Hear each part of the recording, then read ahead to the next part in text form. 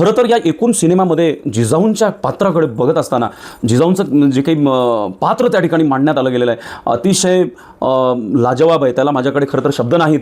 ज्या पद्धतीने त्या माऊलीनं त्याग केलेला आहे, सगळ्यात जास्त टॉर्चर जर कोणाला झाला असेल तर ते जिजाऊंना झालेलं आहे. शिवरायांनी ते तर फ्रंटलाच होते, त्याच्यात तर वादच नाही, निर्विवाद आहे. परंतु या सगळ्याच्या पाठीमागची शक्ती, प्रेरणास्थान, या सगळ्या गोष्टीचं उगमस्थान ते कोण होतं? जिजाऊ होत्या. जिजाऊंना किती त्रास झाला आहे, ज्यांनी आपला वडील गमावला आहे, आपला भाऊ गमावलेला आहे, त्याचबरोबर ज्यांनी आपला मुलगा सुद्धा या कामामध्ये गमावलेला आहे. आणि एवढं सगळं गमावलेलं असताना एक मुलगा गमावण्याची अजून भीती आहे आणि त्या मुलाला त्या उभा करतायत कशासाठी? तर ह्या रयतेच्या रक्षणासाठी. रितेशजी देशमुख यांचा हा जो प्रयत्न तो मागच्या 10 वर्षापासूनचा होता आणि तो आता यशस्वीतेकडे वाटचाल करतो, याचा मला सुद्धा वैयक्तिक अभिमान आहे. चित्रपटामध्ये अफजल खानाचा वध ज्या वेळेला होता आणि त्याच्यानंतरचे काही डायलॉग्स आहेत, बाप, मी अक्षरशः आज पण ते म्हणजे माझ्या माइंडमध्ये रिवाईज होत आहेत.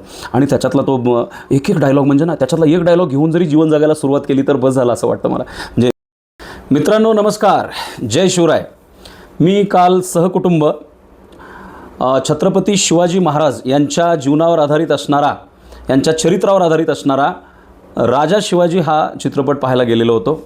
आणि तुम्हाला मी त्यामध्ये बोललेलो होतो की जाताना मी एक छोटासा व्हिडिओ टाकलेला होता आणि त्यामध्ये तुम्हाला सांगितलेलं होतं की रिव्ह्यू बद्दल मी थोडंसं बोलणार आहे. खरं तर म्हणजे चित्रपटाची समीक्षा करणे हा म्हणजे माझा व्यवसाय नाही किंवा तो माझा पेशा पण नाही. परंतु बरोबर मागच्या वर्षी फेब्रुवारी महिन्यामध्ये मला असं वाटतं आहे की छत्रपती शंभूराजे अर्थात संभाजी महाराज यांच्या जीवनावरती छावा हा चित्रपट आला होता. आणि सुमारे 1 वर्षाच्या नंतर मे महिन्यामध्ये आपण राजा शिवाजी हा चित्रपट पाहतो आहोत. थोडंसं सुरुवातीला या चित्रपटाबद्दल आणि जी कास्टिंगमध्ये केलेली आहे त्या सगळ्या कास्टिंगबद्दल इंटरनेटवरनं, समाज माध्यमावरनं, सोशल मीडियावरती, फेसबुक, इंस्टाग्राम, इकडं तिकडं बऱ्याचशा अशा ट्रोलिंगच्या गप्पा चालू होत्या. रितेश देशमुख यांना तर पर्सनल लेवलला, अगदी वैयक्तिक पातळीवरती जाऊन ट्रोल केलं जात होतं की महाराजांच्या भूमिकेला ते न्याय देऊ शकत नाहीत वगैरे वगैरे, अशा सगळ्या गप्पा गोष्टी चालू होत्या. किंवा ते व्यवस्थित मांडतील का, राजांना वेगळ्या अँगलनी ते दाखवतील का, अशा अनेक गोष्टी म्हणजे इंटरनेटवरती किंवा या सोशल मीडियावरती चालू होत्या. कंप्लीट निगेटिव्हिटी पसरवण्याचं काम काही लोकांनी केलेलं होतं. मी काय म्हणतोय थोडंसं अगोदर लक्षामध्ये घ्या की त्या चित्रपटामध्ये सगळे हे नट किंवा हे जे ॲक्टर्स ॲक्ट्रेसेस घेऊन त्यांनी तो चित्रपट बनवला आहे, ठीक आहे. मी तर काय म्हणतो, चित्रपटाचं टायटलच आहे छत्रपतींची गाथा किंवा गाथा छत्रपतींची. म्हणजे राजा शिवाजी या चित्रपटाच्या माध्यमातून त्यांनी शिवरायांचं जीवनचरित्र मांडणार होते. मी म्हणतो एवढे सगळे कलाकार घेऊन मांडले हे तर उत्तम झालं, पण एकटे रितेश देशमुख एका खुर्चीमध्ये बसून जर त्यांनी संपूर्ण कथा थिएटरमध्ये सांगितली असती ना, आम्ही तरीही जाऊन हा चित्रपट पाहिला असता. त्याचं कारण आहे, या चित्रपटाचा विषय आहे शिवाजी, छत्रपती शिवाजी महाराज. आणि तो विषय आम्ही नुसतं ते जर खुर्चीत बसून जरी सांगितले असते आम्हाला, तरी आम्ही जाऊन पाहिलं असतं.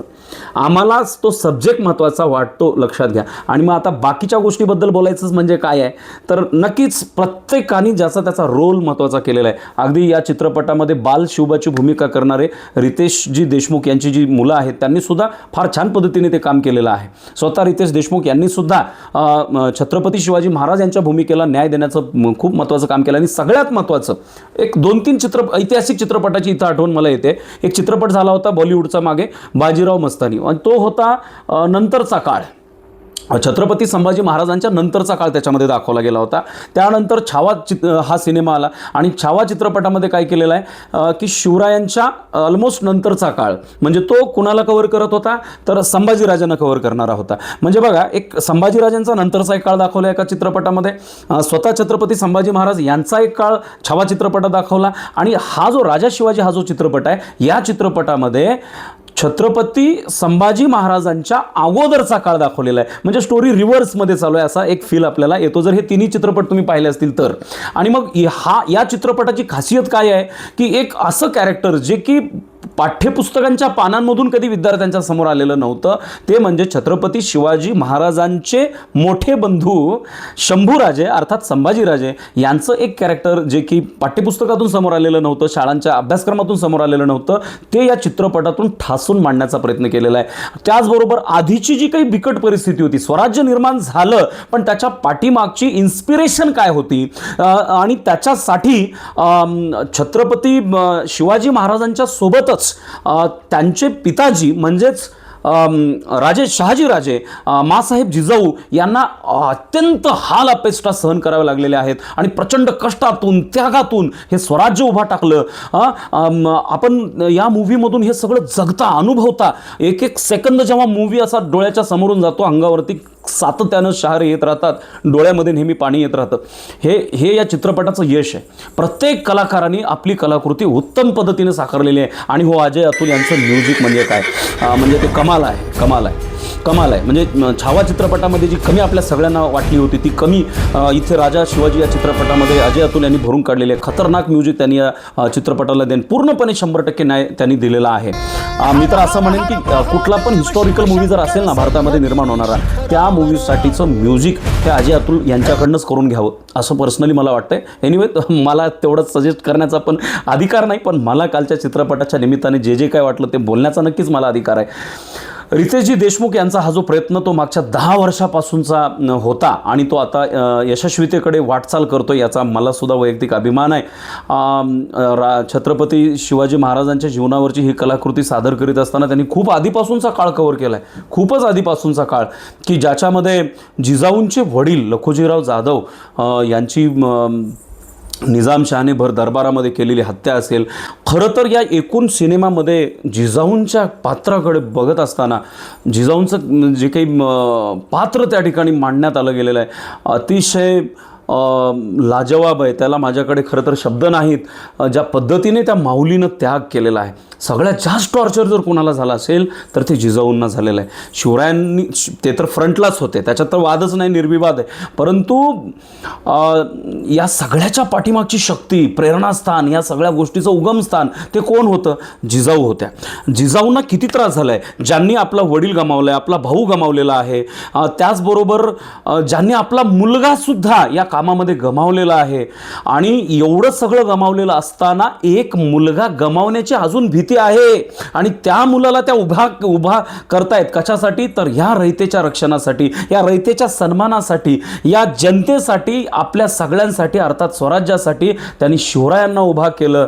खरं टॉर्चर, खरं म्हणजे जर त्रास कुणाला एकूण या सगळ्याच बाबतीमध्ये जर सगळ्यात जास्त, म्हणजे तसे पॅरामीटर्स नसतात त्रासाचे, पण तरीसुद्धा सगळ्यात जास्त जर त्रास कुणाला झाला असणार आहे तर तो जिजाऊंना झाला असणार आहे.